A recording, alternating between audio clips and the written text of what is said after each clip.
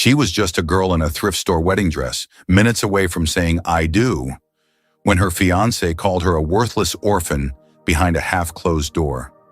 Emma Hayes froze. The bouquet slipped from her hands. Her world shattered, not because she lost him, but because she realized she never truly had him. What started as the happiest day of her life spiraled into the most humiliating moment she'd ever faced, or so she thought. But just as the wedding car pulled up, something happened. A line of black luxury cars arrived, uninvited. Out stepped a man in a sharp suit holding a letter. What he told Emma would flip her world upside down and expose a truth she never imagined. She wasn't alone. She wasn't unwanted. She was the missing heiress of one of America's wealthiest families. What happens when a heartbroken bride finds herself at the center of a billion-dollar legacy? Stick around, because what comes next will leave you speechless. Watch till the end, and don't blink. This story will shake you. The bouquet slipped from Emma's hands the moment she heard the words that shattered her world. She had been glowing just moments earlier, wrapped in silk and tulle, her wedding gown catching the morning light like a whisper from a dream. The suite at the Beverly Grand Hotel was bustling with bridesmaids, makeup artists, and hairstylists as they prepped her for what was supposed to be the happiest day of her life. But then, she heard him. Just outside the adjoining room, her fiancé Ryan's voice rang out, laced with disdain, cruelly clear despite the laughter of his groomsmen. "Let's be honest," he said, chuckling. "What's she bringing to the table, really? No parents, no inheritance, just a pretty face and a sad little orphan story. Thank God I've got the money. Otherwise, who'd even marry a girl like her?" Emma's breath caught. The blood drained from her face. Her hands instinctively clutched the front of her dress as if to shield herself from the verbal knife that had just pierced her. The room froze. The soft rustle of flower petals on the carpet, a bridesmaid's muffled gasp. These were the only sounds that followed. No one moved. No one dared speak. Alicia, Emma's boldest friend, was the first to break the silence. "Emma, hey, maybe he didn't mean it like that. Maybe he was nervous. Some people say stupid stuff before big moments, right?" Emma's eyes glistened with tears, but she clenched her jaw. Her posture straightened. "Don't," she said sharply, her voice cracking but fierce. "Don't defend him. I need to talk to him. Alone."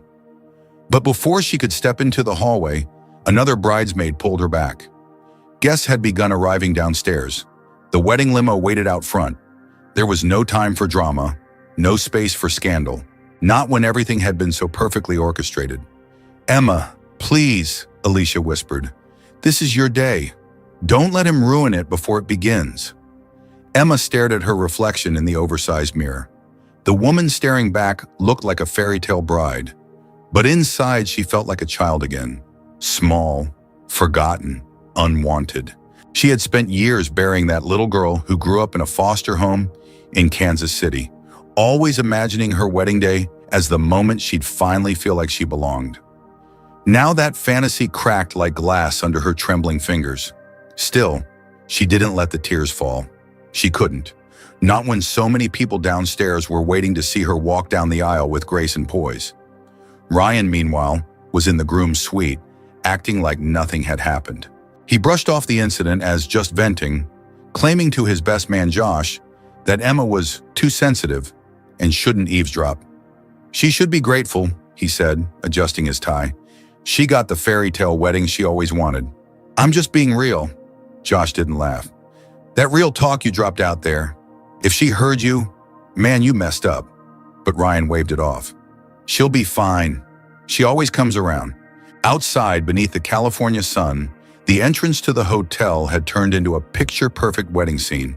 White roses, blush peonies, gold-trimmed linens, the whole 9 yards. But the minute Emma stepped into the foyer, something unusual caught her eye. A line of sleek, black luxury cars had pulled up beside the wedding limo. Men in dark suits stood silently near the entrance. They looked out of place, too polished, too serious. Not wedding guests, not vendors. A man in his 60s, tall, composed, with silver hair and a dignified air, stepped forward and approached Emma directly. "Miss Emma Brooks?" he asked gently. She blinked. "Yes." He handed her a cream-colored envelope with a golden seal.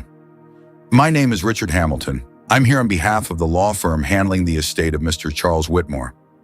Emma felt her stomach twist. I don't know who that is." Richard smiled kindly. "You will." Her fingers trembled as she opened the envelope. Inside was a single sheet of parchment paper, embossed and crisp. The words were simple, formal.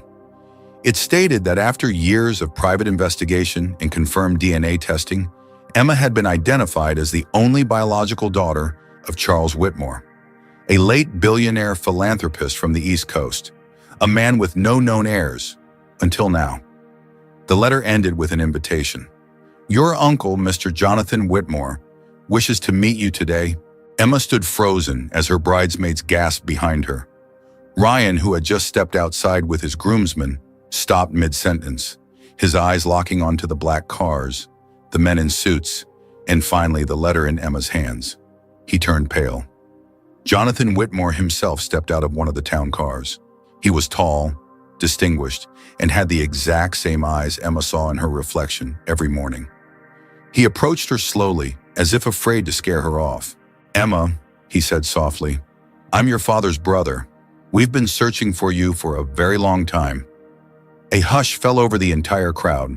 The girl Ryan had mocked just minutes ago as a nobody was in fact the heiress to a billion-dollar legacy. Emma's hand went to her chest. She couldn't breathe. Her past, the empty birthdays, the lonely holidays, the aching for family, was colliding with a truth too large to process. Ryan took a step toward her, swallowing hard. "Babe, what is this?" Emma didn't answer. She was too busy staring at Jonathan, at the man who represented everything she thought she'd never have. And suddenly, the wedding wasn't the only story of the day. It was the moment an orphan girl discovered she had a family, and the entire power dynamic of her life flipped upside down. Now let me ask you, viewer, what would you do if you found out on your wedding day that you were actually the heir to a billionaire family? Do you think Ryan truly loved Emma? Or was it always about control? Drop your thoughts in the comments below. Emma sat in the bridal limousine, her hands trembling as she held the letter in her lap. The words swam before her eyes. "You are the sole biological daughter of Charles Whitmore." It didn't feel real. Just hours earlier, she was a bride-to-be trying to ignore her fiancé's cruel words. Now she was an heiress with a family name that once belonged only in headlines and Forbes lists. And standing outside, waiting patiently beside a row of luxury cars, was a man claiming to be her uncle, Jonathan Whitmore, the brother of the billionaire father she never knew. From across the limo, Ryan's face was pale, stunned into silence. His eyes darted between the suited men and Emma, calculating. She could practically see the gears turning in his head, spinning faster with each passing second. "Emma," he finally said, forcing a smile that didn't reach his eyes, "this is amazing. I mean, wow, I can't believe this is happening. You okay?" She turned to him slowly. "I don't know," she whispered. "It's too much. I didn't even know I had a father." Ryan reached for her hand, but Emma pulled it away instinctively. She wasn't ready to play pretend. Not anymore. Not after what he'd said that morning. Not now that his words echoed with deeper venom. Because the nobody he mocked turned out to be a somebody he clearly didn't see coming. Outside the window, Jonathan waited, his hands folded respectfully in front of him. He didn't try to rush her. He just stood there, like someone who knew the weight of truth and was willing to wait for her to lift it. "I want to talk to him," she said softly, reaching for the door handle. Ryan tried to stop her, but she didn't even look back. The California sun greeted her as she stepped out onto the stone driveway. Photographers had frozen mid-shot. Guests stood whispering in stunned confusion. Her bridesmaids hovered in a tight group, watching like the next scene of a movie was about to unfold. And it was. Jonathan approached slowly, the corner of his mouth lifting into a quiet, hesitant smile. "Emma," he said again, his voice filled with emotion. "I know this is overwhelming. I can't imagine what you're feeling right now, but I'm here to answer anything, everything." She nodded, unsure what to say. "Why now?" she finally asked. "We've been looking for years," he said, his voice soft. "Your mother never told us where she went after she left my brother. The records were sealed. When your father died, we thought there was no one left, but our attorneys kept searching. When we found a match, DNA from a medical archive, it led us to you." Emma blinked. He wanted to find me?" Jonathan nodded. "He left behind a letter. He never stopped hoping. You were his greatest regret and his greatest wish." Something inside her broke. She had spent years imagining what it would feel like to be wanted.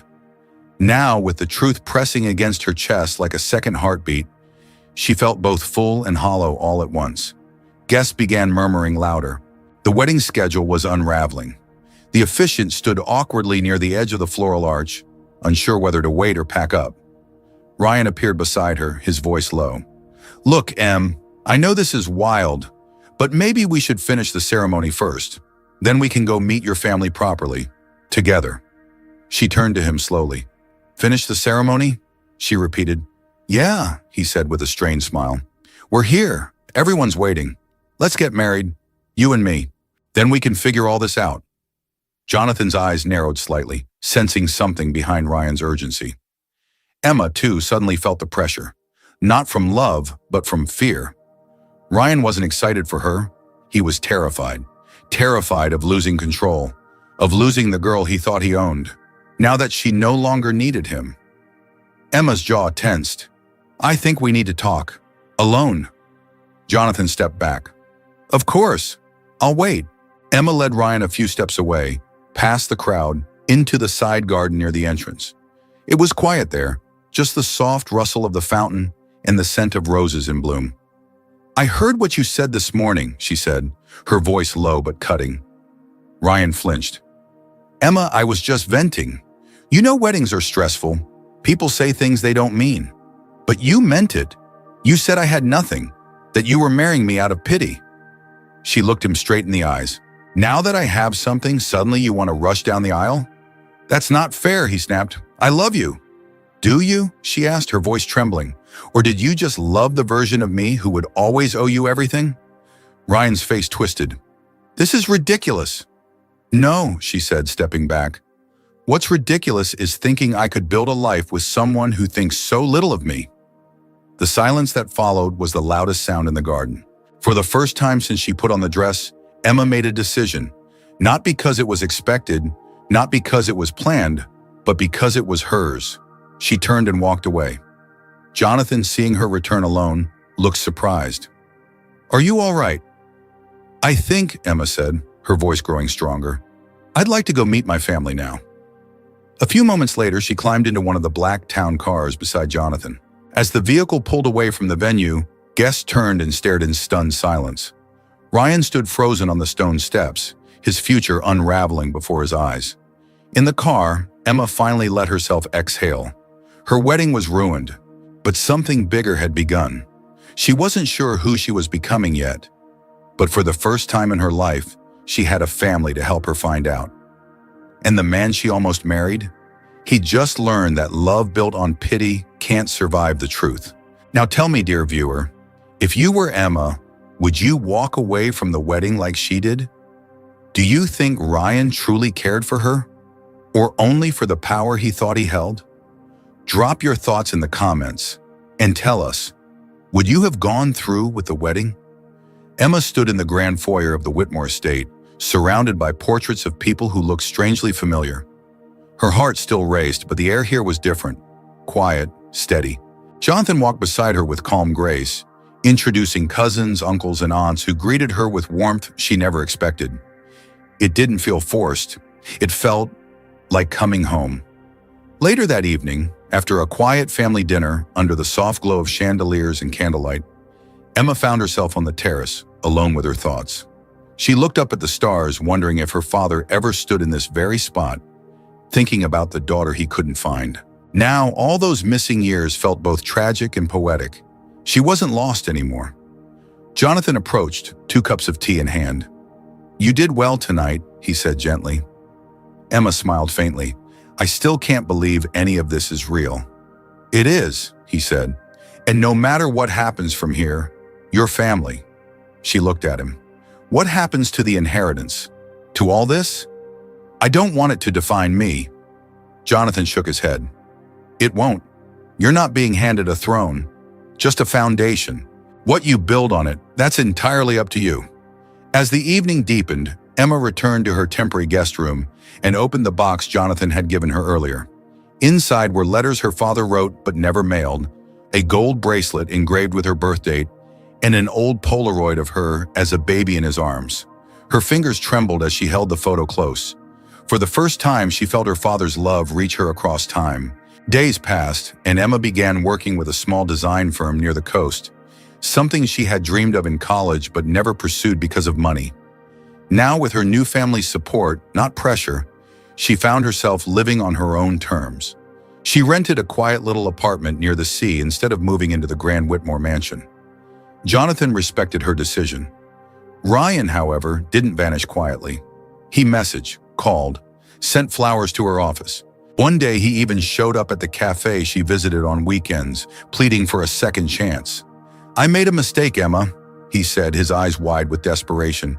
"I panicked. I didn't mean those things." "You meant them," she replied quietly, "and that's why I can't come back." He looked at her bitter now. "So that's it? You get rich and suddenly you're too good for me?" "No," she said, rising from her chair. "I just finally know what I'm worth. And it's more than you ever saw." Ryan never reached out again. Weeks turned into months. On what would have been her first wedding anniversary, Emma hosted a dinner at her apartment for her cousins, her aunt, and Jonathan. There was laughter, homemade pasta, no diamonds, no orchestras, just people who genuinely cared. After dinner, Jonathan pulled her aside and handed her a document. "It's your final inheritance transfer. It's done." Emma hesitated. "I don't want to sign anything unless it feels right." He smiled. "Then don't. Take your time. You're not here because of money. You're here because you belong." Emma didn't cry this time. She just smiled, full of the kind of peace that only comes when you finally stop trying to prove yourself and start living as who you are. The next day, Emma sat at her desk overlooking the ocean, working on a new design proposal. A small photo of her father rested beside her coffee mug. A notification pinged on her phone. It was a comment on a blog she had just posted about her story. "This changed the way I see myself. Thank you." Emma closed her eyes and exhaled. Her story had begun in heartbreak, but it didn't end there. It bloomed. Now let us ask you, how did this story make you feel? Did you connect with Emma's journey of self-worth and discovery? If this story moved you, type 100 in the comments so we know you felt something real. And tell us, what country are you watching from? We'd love to see how far Emma's story travels. If you believe someone out there needs to hear this message, don't forget to share this video. You never know whose life it might change. Thank you for being here. Her story may be fiction, but the strength it celebrates is very, very real.